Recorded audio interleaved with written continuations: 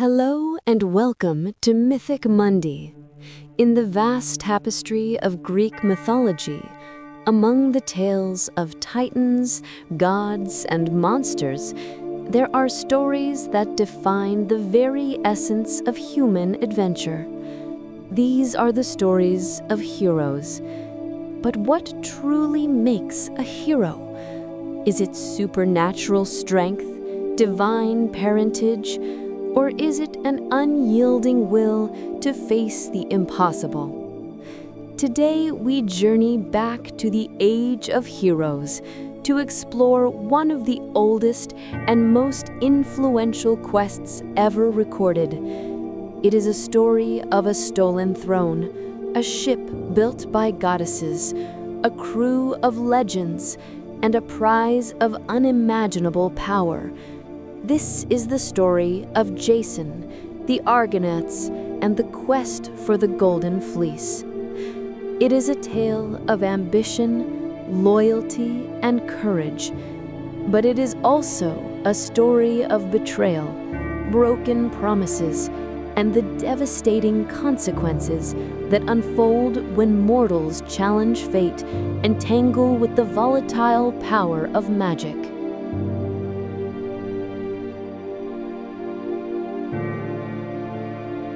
Our story begins not with Jason, but with a prophecy, a warning given to a usurper king. In the kingdom of Colchis, in Thessaly, lived King Peleus. He was a man who had taken the throne by force from its rightful heir, his half-brother Aeson. Peleus lived in comfort, but also in constant fear. An oracle had warned him to beware the man with one sandal, for this man would be his undoing. For years, Peleus ruled with a suspicious eye, scanning the feet of every man who entered his court. Meanwhile, Aeson, fearing for his son's life, sent the young boy, Jason, away to be raised in secret. Jason was entrusted to the care of the wisest of all centaurs, Chiron. Deep in the forests of Mount Pelion, Chiron trained the boy in the arts of civilization, combat, and medicine. Jason grew into a capable and charismatic young man, unaware of the throne that was his birthright, but feeling the pull of a destiny he could not yet name. When he came of age, Jason set out to return to Colchis and claim his rightful place.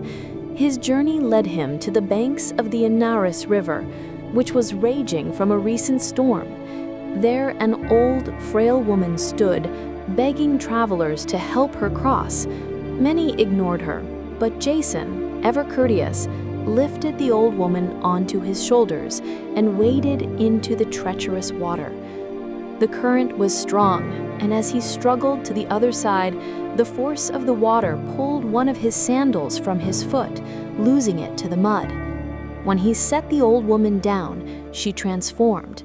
She was no frail mortal, but the goddess Hera, queen of the gods, in disguise. Hera, who held a deep-seated grudge against King Peleus for neglecting her rights, saw in Jason the perfect instrument for her divine plans.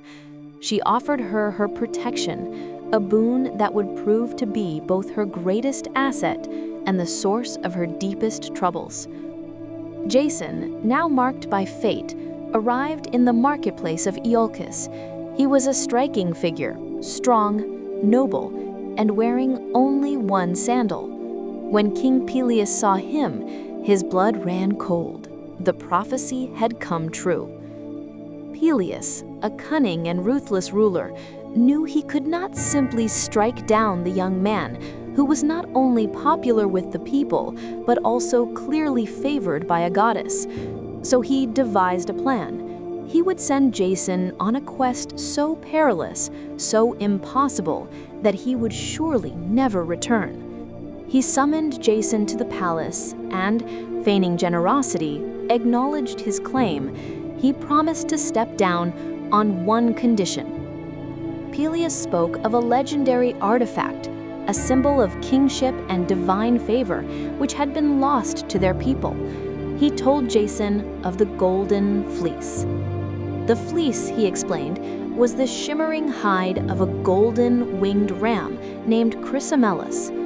This ram, a child of Poseidon, had once rescued two children, Phrixus and Helle, from a wicked stepmother. It flew them across the sea, but Helle tragically fell into the strait that now bears her name, the Hellespont. Phrixus, however, arrived safely in the far-off land of Colchis, on the shores of the Black Sea. In gratitude, Phrixus sacrificed the ram to Zeus and gave the golden fleece to the king of Colchis, Aeetes, who was a son of the sun god Helios. Aeetes, recognizing its power, hung the fleece on a sacred oak tree in a grove dedicated to the war god Ares, where it was guarded by a dragon that never slept. Peleus claimed that the spirit of Phrixus was restless and that the fleece must be brought back to Greece to bring peace and prosperity to Iolcus. It was a brilliant trap. The journey was unthinkable.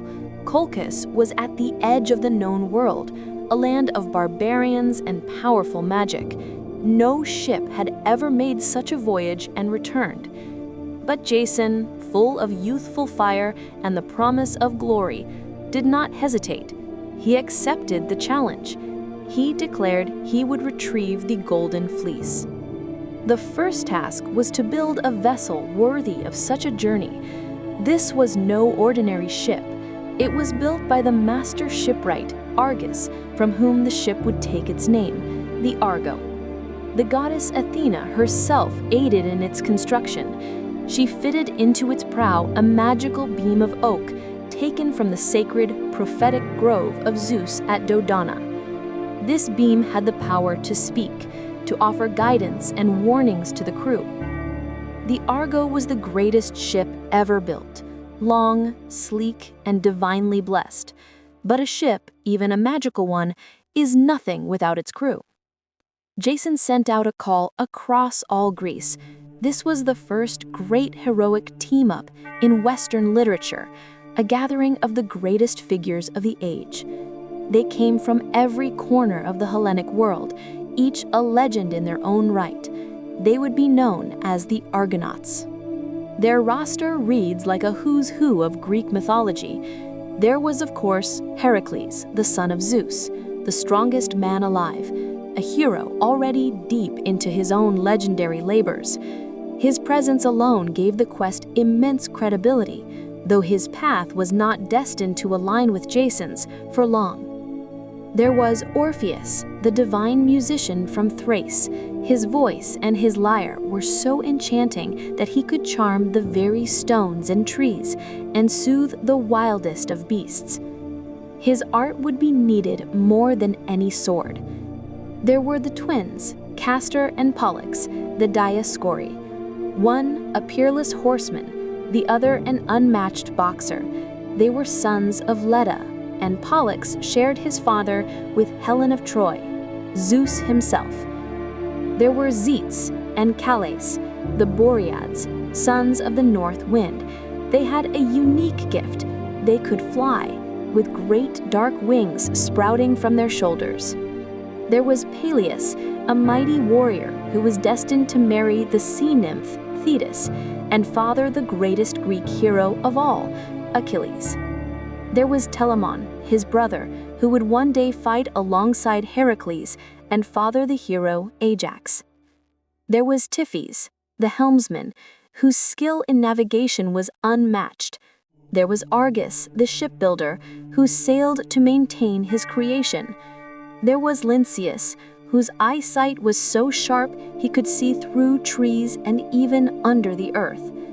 And many more, princes, warriors, demigods, and adventurers, nearly 50 in all, each bringing a unique skill. Jason, though perhaps not the strongest or the wisest among them, was their chosen leader. He was the one who united them, the one who held the divine mandate from Hera. With the crew assembled and the Argo gleaming on the shore, Jason made the final sacrifices to the gods.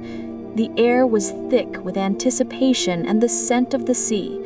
As the Argo was launched, pulling away from the shores of the Colchis, King Peleus watched from his palace with a cruel smile on his face. He was sure he had just seen the last of his rival. But Jason looked forward, toward the horizon. He was setting sail not just for a golden prize, but for immortal glory. The greatest voyage of mythology had begun.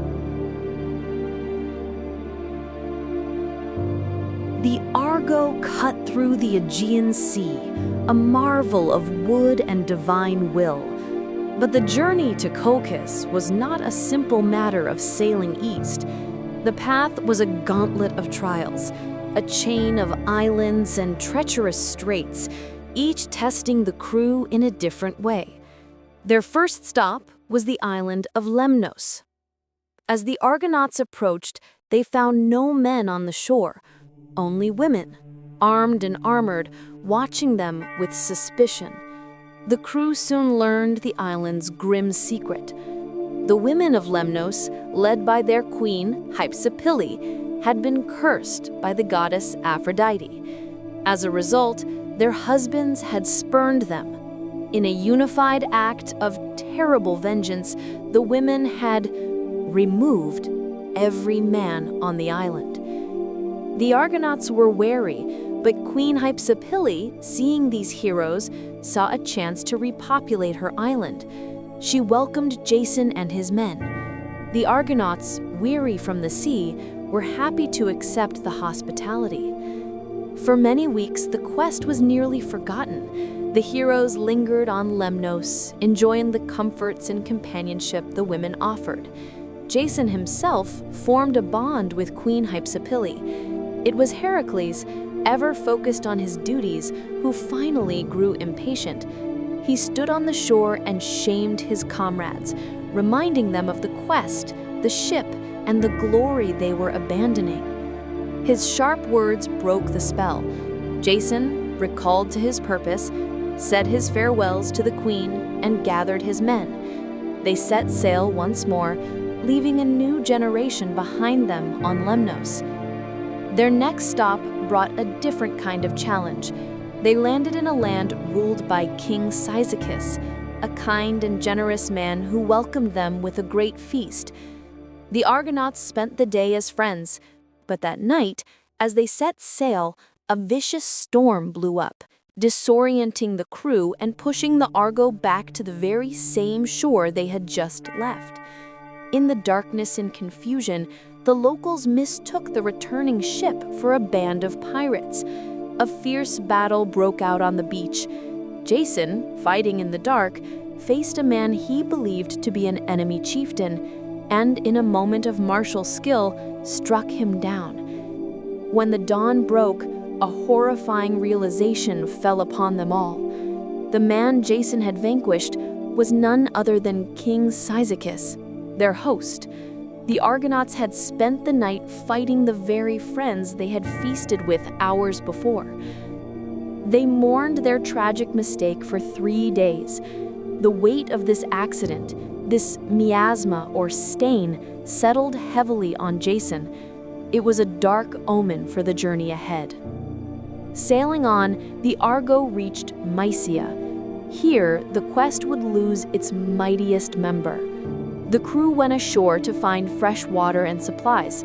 Hylas, a young man who was Heracles' beloved companion and squire, went to a spring to fill a pitcher. As he knelt by the water, the local water nymphs or dryads were captivated by his beauty.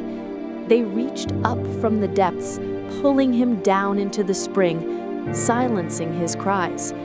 When Hylas did not return, Heracles was consumed by a desperate grief. He roared the boy's name, crashing through the forest, uprooting trees, his mind lost to everything but the search. He refused to stop. The rest of the Argonauts waited, but as the winds turned favorable, Tiphys, the helmsman, urged Jason to make a choice. They could not wait forever. With heavy hearts, they left Heracles behind. still searching for a companion who would never be found. The great hero's destiny lay elsewhere, and the Argo would have to sail on without its strongest arm. Their voyage continued to the land of the Bebrycians, a brutish tribe whose king Amycus challenged all visitors to a boxing match, a match he had never lost, as he was a son of Poseidon. He blocked the Argonauts' path, demanding one of them fight him. The challenge was answered by Pollux, the divine twin and master boxer. The fight was intense. Amycus was a brute, relying on sheer force.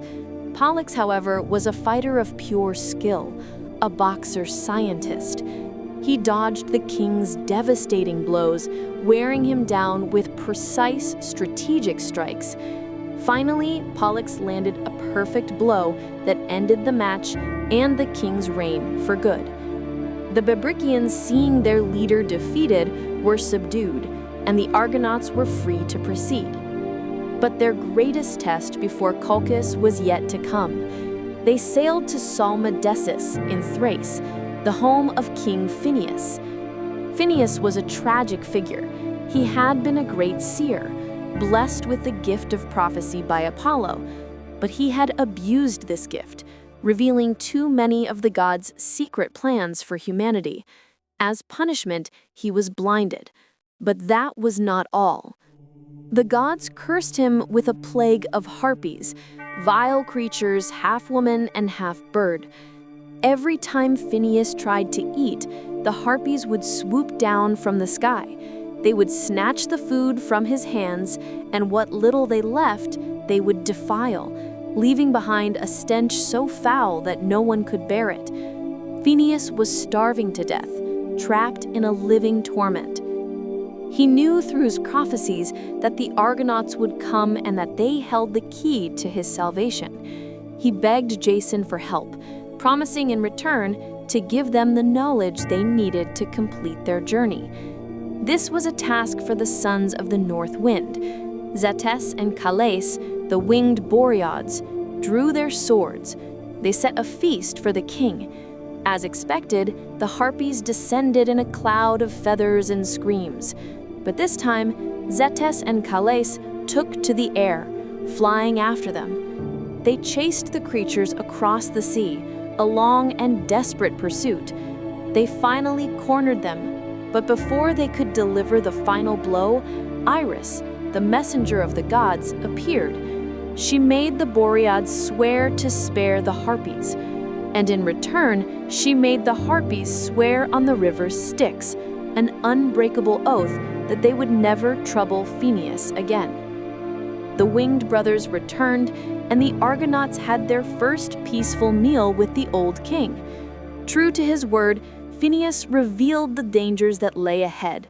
He warned them of one final, terrible obstacle that guarded the entrance into the Black Sea: the Symplegades, or the Clashing Rocks. The Symplegades, or the Clashing Rocks, were two enormous, living cliffs that stood sentinel at the mouth of the strait. They were constantly in motion, crashing together with tremendous force, crushing any ship that dared to pass between them. No vessel had ever survived. Phineus gave Jason specific instructions. He said, "When you reach the rocks, you must first release a dove. If the dove passes through safely, then row with all your might. If the rocks crush the dove, your quest is doomed. Turn back, for it is not fated to be." The Argonauts reached the narrow strait and saw the terrifying spectacle. The two massive cliffs loomed over them, grinding and colliding, sending plumes of foam high into the air. Jason, his heart pounding, did as Phineus had instructed. He released the dove. The bird flew straight toward the gap. The heroes watched, holding their breath. The rocks began to move. They slammed together just as the dove passed through, catching and crushing only its outermost tail feathers. The rocks began to part again, pulling back for their next collision.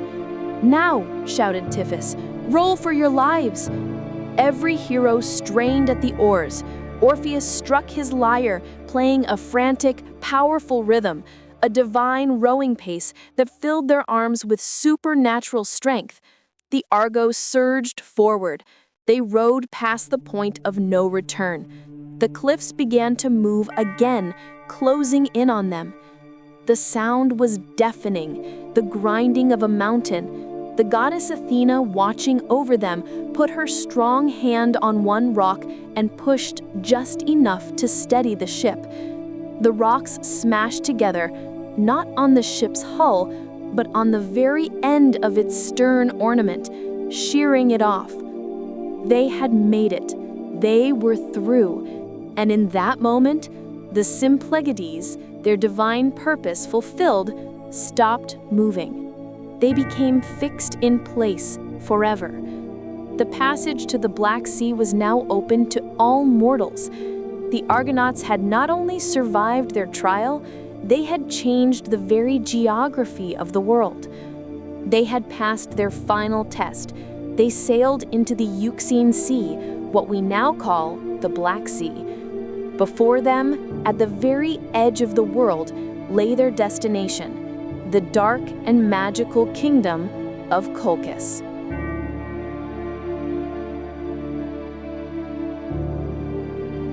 The arrival at Colchis was not a moment of celebration. The Argonauts had reached the end of the map, a land that felt ancient and alien.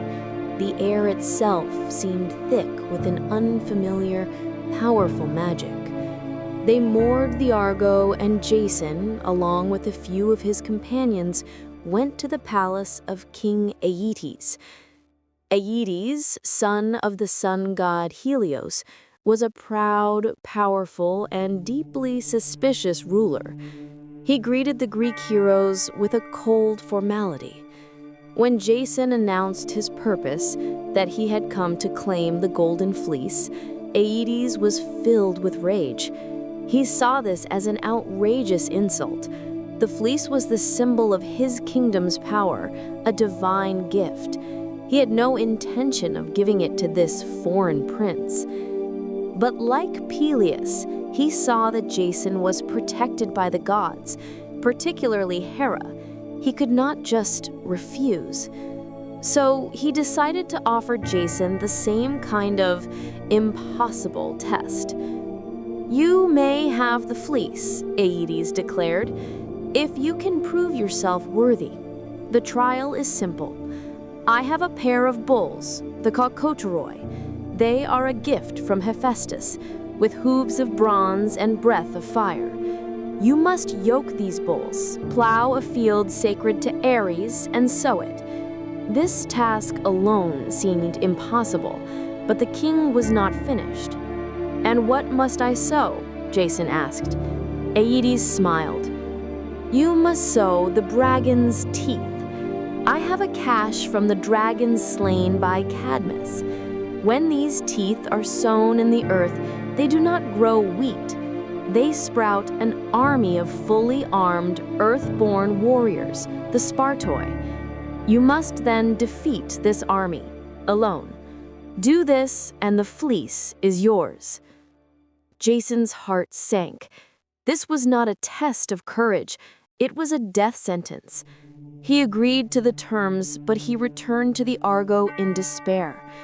But Jason was not the only player in this game. His patron, the goddess Hera, had seen this coming. She knew Jason could not succeed with strength alone. He needed an advantage Peleus and Aeetes could not predict. He needed magic. And the greatest source of magic in Colchis was the king's own daughter, Medea. Medea was a priestess of Hecate, the goddess of witchcraft.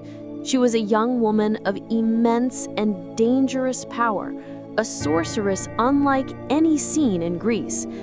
Hera, working with Aphrodite, goddess of love, hatched a plan. They sent Eros, the god of desire known as Cupid, to the palace.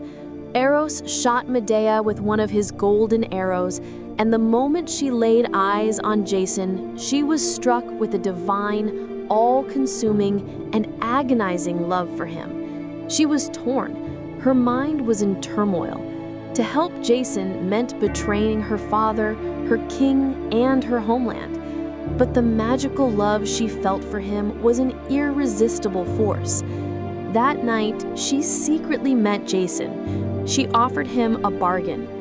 She would give him the means to survive the trials, but in return, he must swear a sacred oath, an oath on the gods themselves, to take him with her, to marry her, and to be loyal to her forever. Jason, seeing his only hope for survival, eagerly agreed. He swore the unbreakable oath.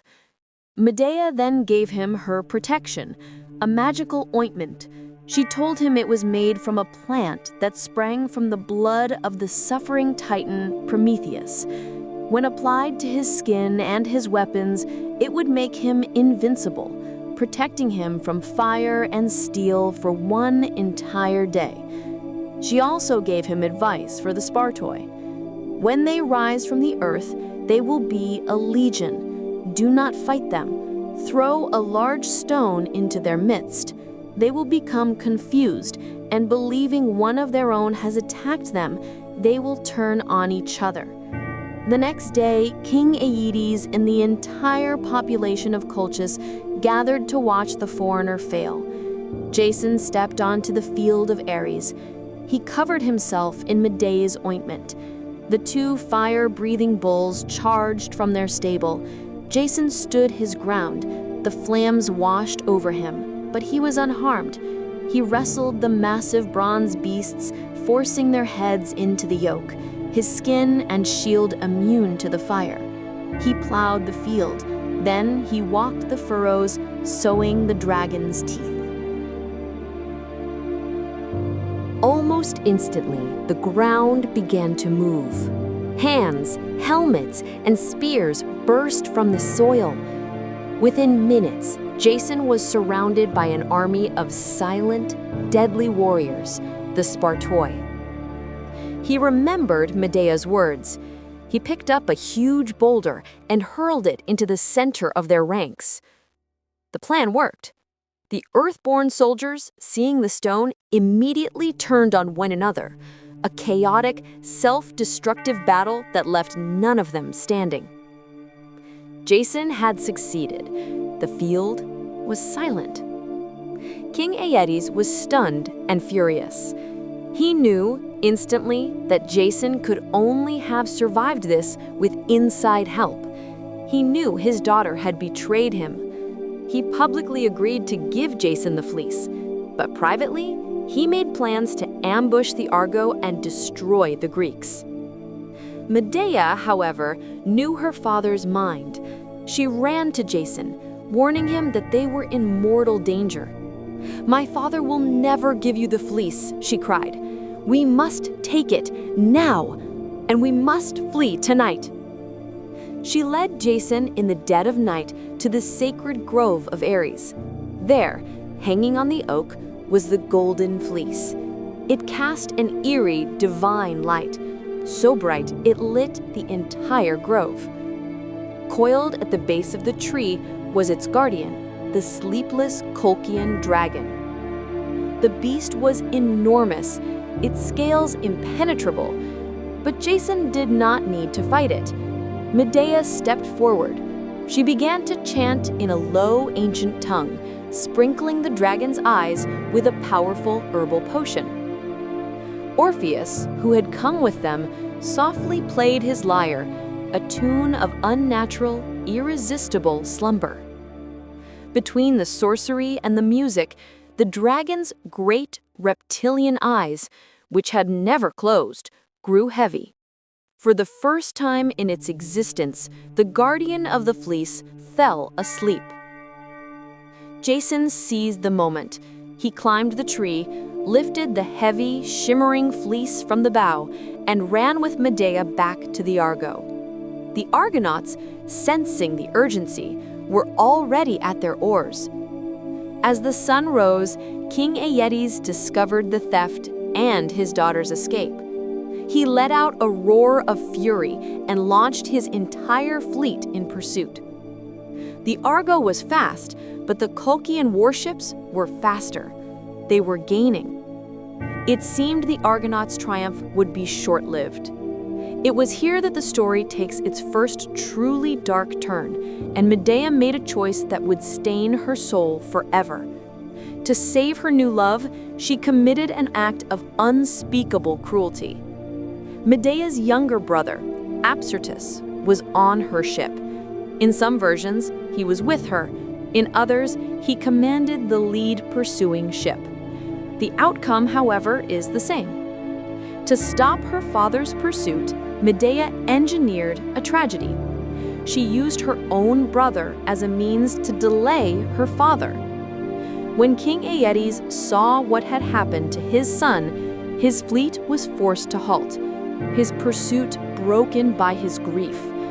The Argo, carrying the fleece and its tragic new passenger, slipped away into the horizon. Medea had saved Jason, but she had paid for their escape with the blood of her own family. The journey home was not simple. The gods, angered by the dark events, sent the Argo on a long, wandering detour. They were chased by storms. They had to be purified of their dark deeds by Medea's aunt, the sorceress Circe. They famously sailed past the island of the Sirens, whose deadly, beautiful song lured sailors to their doom. But as the sirens began to sing, Orpheus struck his lyre and sang a song even more beautiful, a counter melody that drowned out their magic and saved the crew. When they finally returned to Iolcus, fleece in hand, Jason was a hardened hero, accompanied by a powerful and dangerous wife. He presented the Golden Fleece to King Peleus, but the treacherous king, who had never expected Jason to return, refused to honor his word. He would not give up the throne. Medea, seeing her husband betrayed, decided to take matters into her own hands. She had already sacrificed everything for Jason. She would not let him be denied.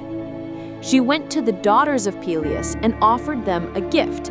She claimed she had a ritual to restore youth. To prove it, she took an old ram, broke it apart, and boiled it in a cauldron with magical herbs. From the pot, a young lamb sprang out. The daughters, desperate to restore their aging father, believed her. Medea gave them the herbs, but deliberately withheld the key magical incantations. That night, the daughters of Peleus, intending to help their father, performed the ritual. The result was not rejuvenation, but a terrible, tragic end for the old king. Jason, through Medea's dark magic, had his revenge. Yet the people of Iolcus, horrified by this act, drove them both out of the city. Jason, the hero who had left to win a kingdom, returned a hero, but was now an exile. He and Medea settled in Corinth. For 10 years they lived in relative peace and had 2 children. Jason, it seemed, had his family and his fame.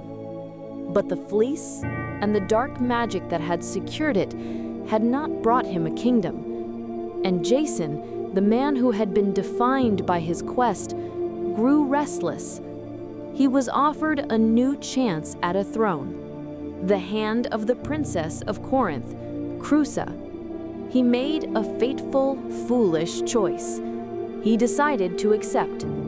He would set Medea aside, the woman who had betrayed her father, sacrificed her brother, and given up her home, all for him. He broke the sacred, unbreakable oath he had sworn to her back in Colchis. The love that Eros had shot into Medea's heart, that all-consuming divine passion, now twisted into an equally powerful, all-consuming grief. And that grief curdled into a chilling, dark resolve. Medea's reaction is one of the most devastating and tragic in all of mythology.